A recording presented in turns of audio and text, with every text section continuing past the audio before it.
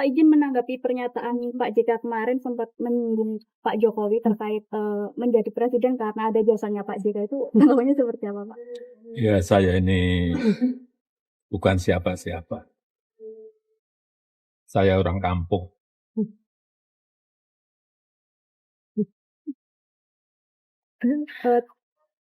Tadi gimana Pak? Ini kan kemarin Pak juga sempat menyinggung kalau misalnya Bapak menjadi presiden bisa rusak negara ini. Yang menilai bukan saya.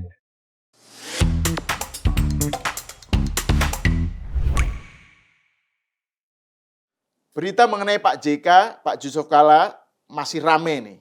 Perkembangan terbaru adalah pernyataan Pak JK tentang perannya dalam mengusung Pak Jokowi ke belantika politik Indonesia dari menjadi gubernur DKI, terus kemudian Pak JK menjadi cawapresnya di Pilpres 2014. Kasih tahu tuh, termol tuh. Gitu kan. Pernyataan Pak JK itu pakai istilah termol lagi. Berapi-api lagi ya. Berapi-api gitu. Iya. Nah, ini saya ingin berbincang dengan Pak Suhadi, narsum langganan Cokro TV kalau terkait dengan isu-isu mengenai Pak Jokowi, mengenai serangan terhadap Pak Jokowi terkait tuduhan ijazah palsu dan seterusnya gitu. Karena ini terkait ini. Pak, selamat datang ke Cokro, Pak. Ya, selamat datang. Ya ini Pak, soal Pak JK itu ya, itu kan sebenarnya Pak JK menegaskan lagi permintaannya ya, seruannya kepada Pak Jokowi agar tunjukkanlah itu ijazah Pak Jokowi gitu. Jadi seakan-akan situasi kekisruhan 2 tahun ini atau beberapa saat ini tentang tuduhan ijazah palsu ke Pak Jokowi itu gara-gara Pak Jokowi nggak menunjukkan ijazah asli gitu. Jadi ini kemarahan Pak JK terhadap dia nyebut istilah termol itu. Bayangin seorang Yusuf Kalla nyebut istilah termol. Itu kan terkait dengan soal itu gitu. Nah, yang menarik Pak, pada saat yang hampir bersamaan itu ada orasi seorang wanita perempuan namanya Wuri Baret Hitam atau apa itu sebutannya saya nggak tahu. Di sampingnya Roy Suryo, saya nggak tahu ini mungkin demo di DPR ya atau apa gitu. Sepertinya begitu. Iya, yang menegaskan Jokowi halal darahnya, halal lehernya, sambil begini. Gitu.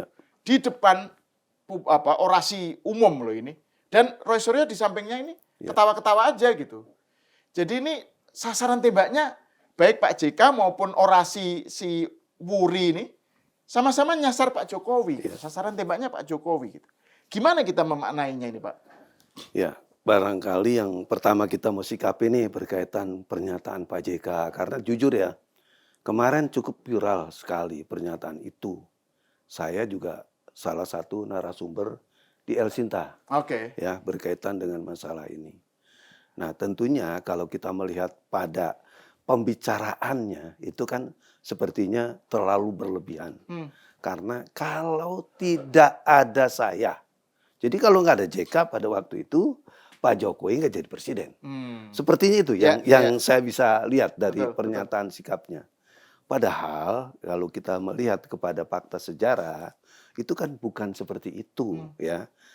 Saya kutip pengakuan dari teman ya, itu kalau nggak salah Hasan Nasbi ya.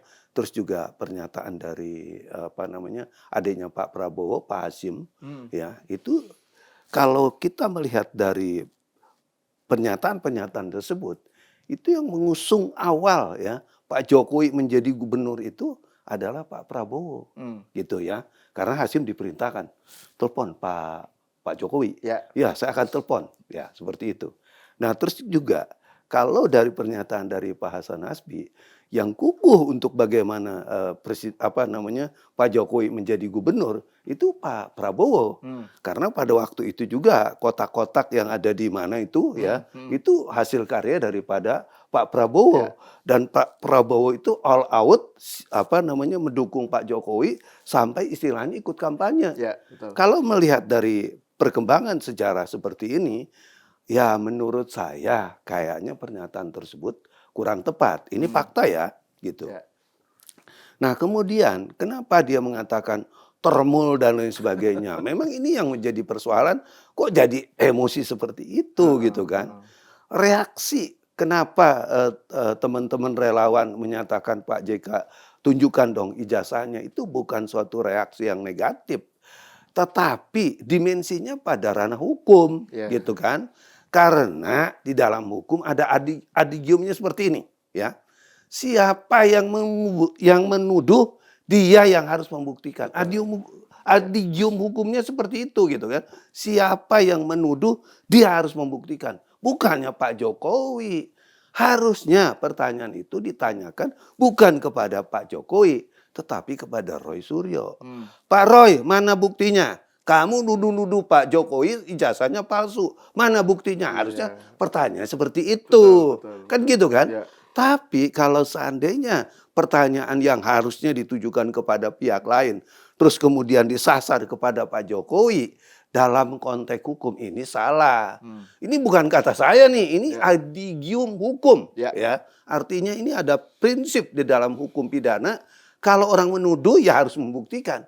Nah konteksnya harusnya Pak JK nanyakan kepada Roy Suryo. Mana buktimu? Kalau ijazahnya Pak Jokowi itu palsu. Kamu sudah lihat apa belum? Bagaimana bentuk ijazahnya? Ya, karena tiba-tiba dari keadaan-keadaan yang seperti itu, sekarang yang muncul, yang timbul, dan yang berkembang di masyarakat, itu seolah-olah Roy Suryo itu sebagai peneliti. Awalnya dia ini sebagai orang yang menyebarkan berita tentang kebohongan ijazah palsu tersebut. Ya. Kenapa saya katakan tadi sebagai bentuk daripada kebohongan? Satu, lihat ijazahnya aja belum tahu. Karena kalau Roy Suryo sekarang per hari ini termasuk Pak JK mengatakan bahwa tunjukkan dong pada ijazahnya, ya. Kan di sini ada suatu sikap yang ambigu, yang tidak jelas dalam narasi hukum. Kenapa saya katakan seperti itu, ya? Berarti baik Pak JK maupun juga dengan Roy Suryo ini nggak pernah lihat ijazah. Ya. Kalau kita narasikan seperti ini, ukuran peneliti di mana? Kan nggak jelas dong, nggak terukur dong dalam kaitan ini kan. Makanya sekali lagi ya jangan dong kita yang disalah-salahin. Ya kan, saya juga merasa bagian dari termul kali ya. Jadi saya juga kecewa dengan pernyataan seperti itu gitu ya. Karena kenapa? Itu tadi ya, ini adalah adigium hukum. Saya bukan membela kepentingan Pak Jokowi, tapi membela kepada dimensi rumusan dalam hukum pidana ya. Karena dalam hukum pidana seperti itu gitu kan. Jadi tolong kami ini jangan disalahkan. Karena Pak JK itu sendiri yang menurut saya pernyataannya agak membingungkan. Agak tidak sesuai dengan alur hukum. Ya. Kalau memang sesuai kenapa kita nggak dukung gitu kan. Ya, dalam konteks-konteks besar selama ini kita juga kan menganggap Pak JK ini sebagai seorang tokoh. Tokoh yang pernah menjadi 2 kali sebagai wakil presiden. Ya tentunya kita hormati. Tapi manakala ada pembicaraan yang tidak mengarah pada suatu kebenaran, ya kita juga nggak bisa tinggal diam dong. Masa orang salah kita diamkan aja? Kan ini salah. Karena tadi adigium hukumnya dibalik sama dia. Bukannya nanya kepada Roy Suryo, disuruh suruh tunjukin oleh Pak Jokowi. Gitu, nggak ada rumusan dalam hukum pidana seperti itu. Ya, itu. Nah itu Pak, yang sementara itu dulu. Ya soal istilah yang dia Pak JK pakai itu ya, termul. Itu kan konotasinya itu kan itu ya negatif lah, negatif kepada pada para pendukung Pak Jokowi kan. Kelompok yang berada di barisan Pak Jokowi itu disebut termul gitu kan. Nah kalau kita lihat Pak JK tahun 2014 kan dia berada dalam barisannya Pak Jokowi. Betul. Termul juga dong ya. jadi harusnya itu bagian dari juga termul senior.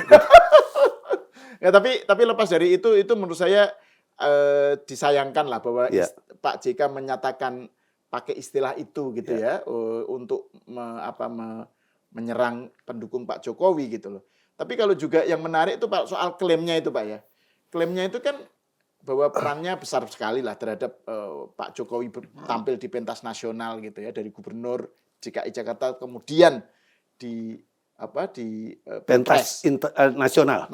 Nah, terus ada tanggapan itu dari salah satu politisi PSI ya, Bestari Barus yang bilang, "Lah Pak JK nggak usah terlalu merasa paling berperan. Pak JK waktu nyalon sendiri kan kalah. Waktu menjadi cawapresnya Pak Wiranto kalah. Terus mendukung Anies kalah gitu. Jadi faktor Jokowi itu justru yang lebih penting gitu Ya. menurut Bestari Barus. Jadi ukurannya itu ya dukungan rakyat Ya. gitu, bukan Orang per jasa orang. seorang Yusuf Kalla Ya. gitu. Menurut Pak Suyadi gimana ngelihatnya? Saya setuju dengan pendapat itu. Jadi gini ya, kalau yang berkaitan dengan masalah pilpres, ya pilgub, itu kan muara besarnya bukan ada di siapa yang mendukung, siapa yang mengantarkan. Mendukung dengan mengantarkan beda nih, ya. Betul. Kalau mendukung tentunya ya termasuk Pak JK barangkali pendukung, ya. Pak Prabowo tadi mendukung. Tapi yang mengantarkan siapa? Partai politik. Karena kalau nggak ada partai politik juga nggak bisa, kan gitu kan? Betul. Kalau kita melihat peran penting di dalam persoalan ini, ya pertama orang yang mendukung bagaimana semangat untuk menjadikan Pak Jokowi menjadi gubernur itu kita tahu, tadi udah kita bahas kan, ya ada 2 saksi yang menyatakan seperti itu, ya Pak Hasyim, ya dalam konteks adiknya Pak Prabowo kala itu. Dan juga Hasan Hasbi yang kebetulan tim suksesnya Pak Jokowi waktu mencalonkan menjadi gubernur. Dan ya. 2 saksi itu menyatakan peranan Pak Prabowo. Prabowo, justru dua-duanya sentral Prabowo ya gitu, dalam sentral. hal mengusung Pak Jokowi menjadi gubernur. Betul, gitu ya. gitu. Terus kemudian kita kan gak hanya 2 kategori ini terus kemudian Pak Jokowi jadi gubernur, nggak bisa. Siapa yang terakhir? Ya, setelah memenuhi syarat undang-undang, setelah memenuhi syarat yang ditentukan oleh KPU, yang menentukan itu ya rakyat. Voters. Jadi gubernur ya rakyat yang ada di DKI, menjadi presiden rakyat yang ada di Indonesia. Kan itu. Ya. Ujungnya di situ. Jadi nggak bisa pengakuan secara pakem ya, seolah-olah hanya satu orang tunggal. Saya kan dia mengatakan seperti itu. Mungkin kalau dia bilang salah satunya itu beda. Betul, Tapi ini kan saya loh. Iya, Kalau nggak ada saya loh. Nah kalau dikatakan seperti ini kan sepertinya tunggal. Betul. Tidak ada Pak Prabowo, tidak ada Bu Mega dalam kaitan ini, tidak ada partai, ya kan? Loh, Dan tidak ada voters Pak, dukungan rakyat. iya, Itu nggak ada yang paling dukungan utama. rakyat. Ya berarti negara kerajaan dong yang dimaksudkan itu gitu kan? Iya dong kalau kita melihat seperti itu kan seolah-olah diksi yang mau disampaikan oleh Pak JK, saya satu-satunya orang yang menjadikan Pak Jokowi itu jadi gubernur, kemudian menjadi presiden. Tanpa melihat pada aspek tadi kan, aspek yang mendukung, aspek yang mengantarkan, terus aspek masyarakat, undang-undang yang menentukan untuk kepentingan itu. Kan saya lihatnya seperti itu gitu betul, kan. Betul. Justru makanya Jadi pernyataan Pak JK, maaf nih, ya kebablasan gitu kan. Ya, makanya justru karena dia merasa bahwa perannya begitu sentral gitu ya. Kemudian kan ada pernyataan yang mempertanyakan kan, loh, Pak JK pas maju sendiri kalah, kan maju melawan SBY kan kalah, terus mendukung calon juga kalah gitu loh. Jadi sebenarnya ya inilah jangan terlalu merasa paling berjasa lah gitu kan. Nah itu tapi yang menarik Pak, ini kan tadi itu, ini kan arahnya kok masih dalam dalam stream, dalam arus menjadikan Pak Jokowi sebagai sasaran tembak kan. Ya. Pak JK kan arahnya ke situ kan. Yang tadi itu soal tunjukkan ijazahnya dong Pak Jokowi gitu. Nah, pada saat yang hampir bersamaan ada juga Roy Suryo CS ini masih bermanuver kan. Terus orasi tadi itu Pak. Ya. Orasi yang orang bernama Ibu Wuri ya kalau nggak iya, salah ya. Wuri istilahnya di medsos itu. Ya kita Wuri aja lah supaya Wuri gampang. baret hitam. Ya. Nah ini juga sesuatu yang disampaikan ke publik gitu ya dengan nada yang menurut saya nggak tahu apakah itu bisa dikenakan pasal ancaman atau apa ya. Gimana Pak Suyadi melihat itu? Jadi kita jujur ya sangat menyesalkan sekali tuh langkah-langkah provokatif ya dan sara itu kok ada di zaman yang menurut saya sekarang ini masih hari gini gitu kan. Kan dulu yang kita tahu peristiwanya di Ahok kan. Betul ya. Darahnya Ahok tuh halal. Membunuh Ahok halal, ya kan? Itu. Ya, jadi semua berkaitan dengan Ahok tuh semua apa yang dilakukan tuh halal. Nah, pada konteks yang sekarang kita kebersamaan yang sedang dijunjung tinggi. Ini kan nggak sangat elegan kata-kata seperti ini, ya. Membunuh ya itu ada halal, ya. Pak Jokowi ya lehernya juga halal. Sambil gini Pak. Sambil memperagakan Iya. seolah-olah kalau dipotong itu tetap halal. Loh, Dan ini di kan- sampingnya Roy Suryo ketawa-ketawa. Nah, iya. Weh, gitu kan. Tapi kalau Roy Suryo sih saya maklum lah, karena dia siapapun yang ada di sampingnya, ya kan, sepanjang itu segaris, sehaluan dengan dia, ya maaf, sekalipun mungkin bentuk apapun yang ada di sampingnya itu tetap dikatakan itu adalah orang yang mendukung dia. Iya, iya. Saya maklum, dalam keadaan ini Roy lagi panik. Hmm. Apalagi kita dengarkan sebentar lagi ini akan P21. Hmm. Karena informasinya kemarin pihak Polda sudah mengirim berkas lagi kepada pihak kejaksaan. Oke, Kita ya. berharap dalam 1-2 hari katakanlah ini bisa P21. Dan lagi pula itu Roy Suryo mungkin ketar-ketir juga karena kan Rismon sudah SP3 kan, Ya. makin sendirian kan dia makin Tipa nggak jelas. Iya. Dan dia bilang kan Rismon sudah menjadi zombie. Iya. Karena soal terkait dengan itu, soal sertifikat kematian itu. Jadi Betul. dia sekarang istilahnya tuh Rismon zombie kan. Iya.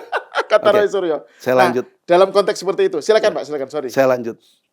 Nah, kata-kata yang disampaikan tersebut itu mengandung unsur pidana nggak? Mengandung. Hmm.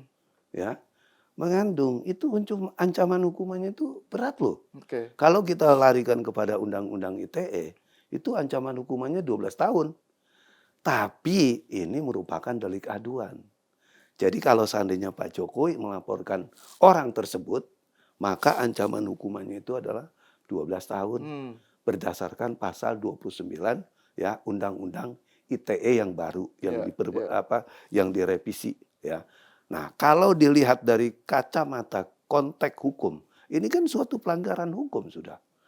Berkaitan nanti Pak Jokowi mau melaporkan dan tidak, ini sudah masuk ranah perbuatan melawan hukum yang ancaman hukumannya itu 12 tahun ya. Jadi jangan main-main dengan kata-kata ancaman seperti itu. Kan saya dibilang nggak ada model di zaman sekarang ngomong-ngomong seperti itu. Memang dia siapa gitu kan? Tuhan bukan, ya kan? Nah kalau kita melihat dalam konteks besarnya, kalau memang dia nggak suka dengan orang, bentuknya jangan mengancam-ngancam, menghilangkan nyawa orang lain. Karena ini adalah sebuah perbuatan pidana, ya, yang nggak boleh dilakukan oleh masyarakat Indonesia yang memang ini majemuk, terus juga punya sopan santun. Ini kan udah nggak sopan juga dia ngomong-ngomong seperti itu gitu kan. Saya katakan ini orang kurang ajar gitu kan. Ya kurang ajar bener orang ini.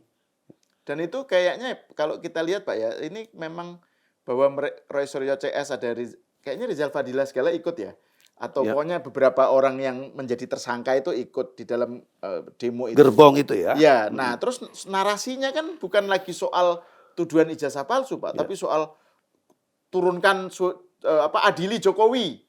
Gitu kan. Jadi memang muaranya itu adalah serangan terhadap Pak Jokowi dengan Gibran. Jadi udah mulai vulgar gitu Pak. Jadi kelihatannya kayak wah ini tuduhan gerakan menuduh ijazah palsu ini kayaknya udah mentok nih. Gitu kan. Rismon SP3 terus Roy Suryo akan jadi sebentar lagi masuk BUI gitu. Terus narasinya diperbesar gitu ya, dibikin lebih lari lah ya, lari. Iya, langsung lari. Sasaran tembaknya Pak Jokowi gitu dan keluarga gitu. Gimana Pak Suyadi ngelihatnya? Ya ini salah menurut saya. Karena memang tempo hari juga kita pernah jelaskan ya di dalam podcast sebelumnya. Saya udah katakan bahwa perbuatan-perbuatan yang sudah dinyatakan oleh aparat penegak hukum itu sebagai perbuatan pidana dan sudah ditetapkan sebagai tersangka, ini kan harusnya memang nggak ada dan nggak boleh ada di ruang-ruang perdebatan. Kita hormati dong penyidik, ya kan? Jangan memprotes dalam bentuk-bentuk yang lain. Saya udah katakan kalau memang nggak puas, kalau memang merasa benar, kalau memang merasa nanti bisa dibebaskan, bukan di sini ruangnya, tapi nanti di pengadilan. Dorong dong pengadilan, ya. Penyidik ya dan kejaksaan cepat untuk dilakukan persidangan ya, kemudian lakukan pembelaan di sana. Jadi sebetulnya bukan ada di ruang-ruang publik lagi berkaitan dengan tuduhan-tuduhan ijazah itu. Makanya kalau saya lihat masih ada orang ngomong di media dan lain sebagainya, ijazahnya Pak Jokowi itu palsu, ya dugaan itu palsu. Menurut saya itu nggak tepat gitu kan. Karena negara ini negara hukum, ya penyidik sebagai bagian dari bagian negara hukum, ya, sebagai pelaksana undang-undang di dalam KUHP, itu sudah menyatakan, ya, Roy Suryo sebagai tersangka, ya, sudah melanggar undang-undang tindak pidana. Nah, apalagi yang dipersoalkan di sini? Ya itu tadi, kalau memang nggak puas, ya jangan membela diri terus dong. Ijazahnya palsu dan sebagainya. Nggak zamannya lagi. Dan malah menurut KUHP yang lama, kalau saya lihat ya, itu kalau nggak salah di pasal 21. Ya, orang yang sudah ditetapkan tersangka masih tidak kooperatif, ya harusnya ditahan. Ya sekarang menurut saya juga ini harus menjadi parameter. Bahwa Roy Suryo teriak-teriak di luar dan lain sebagainya. Ini menandakan bahwa yang bersangkutan tidak kooperatif. Begitu P21 tahan. Ya. Itu aja. Betul. Dan kita juga mau tahu nanti siapa nih orang-orang yang teriak-teriak lagi. Begitu Roy Suryo ditahan. Ya kita katakan itu bagian daripada gerbongnya Roy Suryo gitu loh. Ya kan? Bukan kemudian polisi nggak adil dan lain sebagainya. Sudah cukup bijak kok. Ini perkara menurut saya ya ini berlarut-larut. Bagaimana? Ya karena tadi ada kepentingan-kepentingan mengakomodir semua pihak. Diberikan kesempatan oleh penyidik bagaimana untuk membela diri kalau memang kamu benar. Ternyata kan memang nggak bisa. Malah ada temuan-temuan yang pernah kita juga bahas di dalam podcast-podcast terdahulu. Bahwa temuan-temuan itu sangat mengkhawatirkan buat Roy Suryo. Dan pasal itu yang ditakutkan oleh yang bersangkutan pasal gitu pasal kan. ITE itu Iya.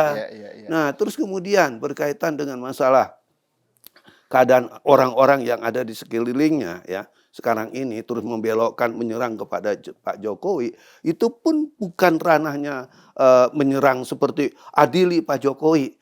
Loh kalau dikatakan adili, kesalahannya Pak Jokowi itu apa? Kan harus ada kesalahan dulu orang disuruh diadili. Ya kan?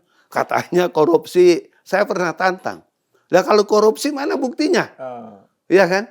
Jangan dong cuma datang ke KPK terus kemudian Pak Jokowi korupsi. Ya KPK nggak akan pernah dengerin dong. Yang namanya orang menuduh ya itu harus membuktikan. Ya, membuktikan kalau Pak Jokowi bang harus layak diadili. Pasalnya apa?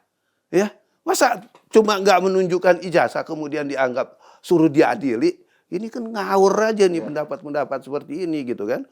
Makanya sekarang kita agak bingung ya. Sebetulnya mereka itu siapa ya. Terus membelokkan sebuah frasa-frasa hukum ya yang harusnya bicaranya A menjadi B. Harusnya menjadi C menjadi D. Ya. Ini kan hal yang menurut saya nggak tepat dong. Ya, nggak mendidik dalam konteks bagaimana hukum ke depan ini bisa berjalan sesuai dengan aturan-aturan yang berlaku gitu. Ya, nah itu kan salah satu yang menjadikan isunya ini berlarut-larut dan meluas itu kan karena tiba-tiba kan muncul Pak JK kan di dalam narasi ini, pusaran isu ini kan. Yang pertama yang sudah kita bahas juga kan awalnya Pak JK melaporkan Rismon gitu kan karena dituduh punya memfitnah memakai dasar video yang ternyata itu besar kemungkinan AI gitu loh, bukan sesuatu yang orisinal lah gitu. Jadi ini videonya dasarnya itu meragukan bahwa itu adalah asli Rismon, terus dipakai sebagai bahan untuk melaporkan Rismon dan para YouTuber Nusantara gitu yang terus narasinya dikaitkan dengan geng Solo gitu kan. Jadi sasaran tembaknya Pak Jokowi. Nah, terus kemudian sekarang ini kelihatannya Pak JK kan tadi itu makin membara kan, makin meradang gitu loh. Nah, sementara Pak Jokowi sendiri kan santai-santai aja Pak ya. Jadi Pak Jokowi itu kan ketawa-ketawa aja. Nah, itu hebatnya dia. Nah, itu gimana Pak Suyadi ngelihat kira-kira apa yang akan menjadi responnya Pak Jokowi selanjutnya atau kira-kira ini arahnya mau kemana gitu Pak? Ya, kalau saya lihat gini ya, ini saya luruskan juga nih. Jangan juga Pak JK ini menganggap begitu Rismon dapat RJ ya, dapat SP3, terus kemudian Rismon sudah menyatakan mendukung Pak Jokowi bahwa ijazahnya itu adalah asli ya, kemudian dilaporkan, kemudian kita meradang kepada laporan tersebut. Bukan. Yang kita meradang itu kata-kata tunjukin dong ijazahnya. Tadi kan saya udah bilang, ada parameter hukum yang menurut saya itu keliru gitu kan. Ya. Sebetulnya bukan menurut saya, menurut hukum itu keliru. Betul. Karena adigium hukumnya jelas kok. Siapa yang menuduh dia yang harus membuktikan.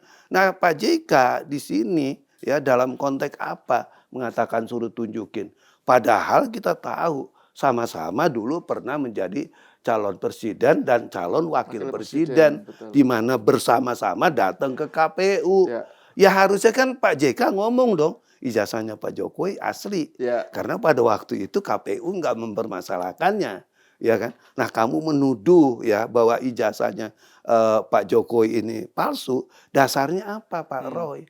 Kan harusnya ditanyakannya ke sana. Ke Pak Roy. Ini yang menjadi konflik yang kita anggap kita nggak terima.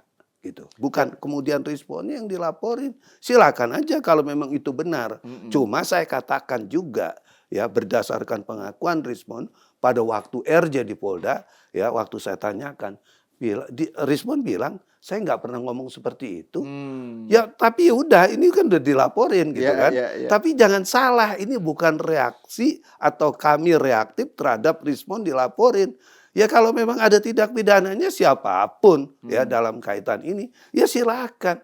Kalau memang itu tujuannya untuk menegakkan hukum, kita nggak mempermasalahkan. Sekali lagi relawan mempermasalahkan persoalan ini ada diksi yang itu keliru yang diucapkan oleh Pak JK. Padahal Pak JK ini kan sebagai seorang tokoh harusnya tidak cawe-cawe dalam kasus ini. Kalau memang tidak memahami persoalan-persoalan yang sangat substantif gitu loh. Ya, jadi yang kita tidak terima itu tunjukkan dong ijazahnya. Lah kok tiba-tiba sama nih dengan anggota DPR, sama nih dengan mantan-mantan menteri kan gitu kan? Atau sama juga dengan Roy Suryo, narasinya Roy Suryo CS kan? Iya, tiba-tiba minta tunjukin ijazahnya. Berarti kan dari sini aja kan kelihatan ada suatu pemahaman kok seorang peneliti sebegitu hebohnya melihat suatu keadaan.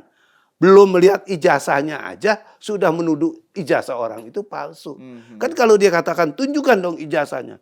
Di sini kan ada kesalahan, ada kekeliruan yang menurut saya fatal. Berarti memang dia nggak pernah lihat ijazahnya Pak Jokowi. Tapi tiba-tiba dia menuduh dalam kaitan ini. Dan Pak JK ikut-ikut yang harusnya tidak membuat keruh penyidikan. Sehingga sekarang menjadi keruh kan, menjadi nggak kondusif lagi gitu kan. Dan ikut-ikutnya itu membuat masalahnya melebar kemana-mana. Mengungkit-ngungkit perannya dalam naiknya Pak Jokowi jadi gubernur dan kemudian presiden gitu ya. Nah yang menarik itu Pak, itu kan Pak JK menunjukkan foto kan Pak Jokowi lagi saya ketemu lihat itu, gitu kan lihat. sungkem gitu. Itu menunjukkan bahwa Pak Jokowi mengakui hutang budinya terhadap Pak JK. Ya Pak Jokowi kan memang itu gestur gaya politik Pak Jokowi kan seperti itu. Betul. Masih ingat nggak Pak yang waktu dulu Pak Jokowi dimarahin atau diserang oleh Bibit Waluyo yang gubernur Jawa Tengah? Iya, betul. Waktu itu Pak Jokowi wali kota Solo kan. Terus Pak Jokowi kan datang ke Pak Bibit. Iya, sungkem. Itu malah lebih cium tangan. Jadi lebih menunduk lagi. Betul. Itu kan gayanya Pak Jokowi. Jadi jangan dilihat seakan-akan Pak JK itu kayak tuh kan Pak Jokowi mengakui peran dia sebagai orang yang berjasa. Yang tadi satu-satunya yang berjasa terhadap Pak Jokowi lah. Pak Jokowi memang gayanya begitu gitu. Betul. Kan. Itu kan gestur politik Pak Jokowi yang memang khas gitu ya. Jadi itu Pak JK terlalu berlebihan melihatnya gitu. Jadi gimana Pak Soehadi ngelihatnya itu? Jadi itu kebiasaan yang dilakukan oleh Pak Jokowi dengan siapa saja. Sepanjang orang itu dianggap lebih tua, memang mempunyai bobot bibit yang lebih tinggi. Dia nggak sungkan-sungkan kok melakukan seperti itu. Bukan hanya kepada Pak JK, tetapi kepada semua tokoh-tokoh politik, semua itu dilakukan seperti itu. Barangkali yang sejajar dengan dia pun itu kebiasaan. Dan saya lihat ini yang juga kayaknya diwarisi oleh Gibran ya. Gibran kan selalu soan gitu ya. Jadi bentuk-bentuk seperti itu nggak bisa itu dijadikan bukti. Karena tadi kan saya udah punya bukti nih ya. Berkaitan dengan siapa sebetulnya yang mendukung Pak Jokowi itu. Baik pada saat menjadi gubernur ya, calon gubernur maupun calon calon presiden ya. Itu muaranya di tangan Pak Prabowo ya. Terus kemudian juga ada pengakuan dari Pak Hasyim ya sebagai adik dari Pak Prabowo, dan juga ada dari Hasan Hasbi yang memang jadi waktu itu jadi timnya Pak Jokowi. Betul. Nah, kemudian dari kaitan-kaitan seperti ini kan nggak hanya bisa mendukung tadi ya, partai politik berperan. Di sini siapa? PDIP. Ya. Di sini siapa? Ya Bu Mega. Ya, jadi nggak bisa dikatakan kalau saya tidak mencalonkan Pak Jokowi nggak jadi apa-apa. Itu nggak benar. Karena tadi ya banyak variabel yang harus memang dilihat dalam konteks pencalonan tadi. Termasuk akhirnya bukan hanya yang mendukung dan juga yang menghantarkan, tapi juga masyarakat, rakyat. Rakyat DKI pada waktu itu menjadi gubernur, dan juga rakyat Indonesia waktu menjadi presiden. Ujungnya ada di situ. Betul. Gitu. Bukan di orang per orang. Ya.